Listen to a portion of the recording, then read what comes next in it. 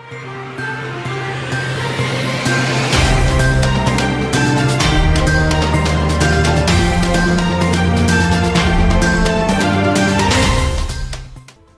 Bharat party के राष्ट्रीय अध्यक्ष अवतार सिंह मिगलानी ने टोल टैक्स को लेकर कुछ बिंदुओं पर प्रकाश डालते हुए बताया कि जी, मेरा नाम सरदार अवतार सिंह मिगलानी, राष्ट्रीय अध्यक्ष अखंड भारत विकास पार्टी। मिगलानी जी, जो ये पता लग रहा है टोल के बारे में कुछ सूचनाएं मिल रही हैं कि टोल जो है ना तो आर्मी के जो जवान जाते हैं उनके लिए फ्री है, ना सीआरपीएफ के लिए, ना पत्रकारों के लिए। ये पता लगा है कि सांसद, पार्षद और विधायक के लिए फ्री है। उसमें आप क्या कहना चाहेंगे? देखिए, केंद्र सरकार की दोगली नीति और दोगला व्यवहार। मेरा देश जय जवान जय किसान का नारा देता है, लेकिन इसे खाता कौन है? आज का मंत्री, एमएलए, एमपी, एक एमपी एक एमएलए तीन पेंशनर्स ले रहा है। क्या एक सरकारी आदमी 3 जगह नौकरी करके सरकारी तनख्वाह, सरकारी पेंशन ले सकता है? कभी नहीं। एक एमएलए की भी तनख्वाह ले रहा है, एमएलसी की भी तनख्वाह ले रहा है, सांसद की भी पेंशन ले रहा है।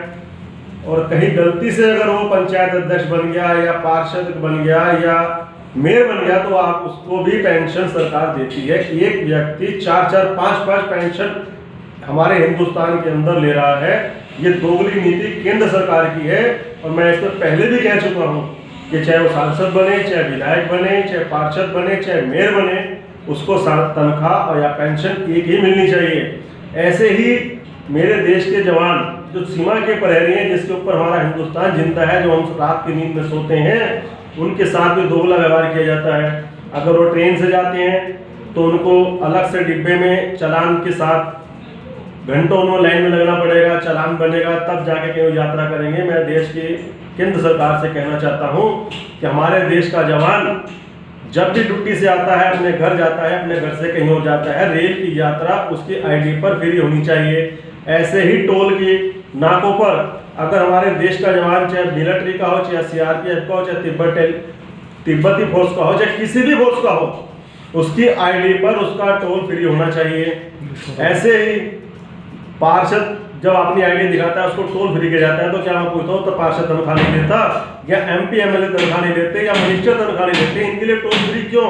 ये सरकार की, केंद्र सरकार की और प्रदेश सरकार की दोगली नीतियां हैं, ये समाप्त होनी चाहिए। और मैं वादा करता हूं आपसे, अखंड भारत विकास पार्टी की सरकार बनते ही ये सब नीतियां बदली जाएंगी। हमारे देश का जवान कहीं से कहीं तक भी जाएगा, बस यात्रा उसके लिए फ्री होगी, टोल उसके लिए फ्री होगा, पत्रकार के लिए टोल फ्री होगा, सीआरपीएफ जवान के लिए टोल फ्री होगा, कोई भी किसी बटालियन का जवान कहीं जाता है उसके लिए टोल फ्री होगा, रोडवे यात्रा फ्री होगी। यह अखंड भारत विकास पार्टी का वादा है।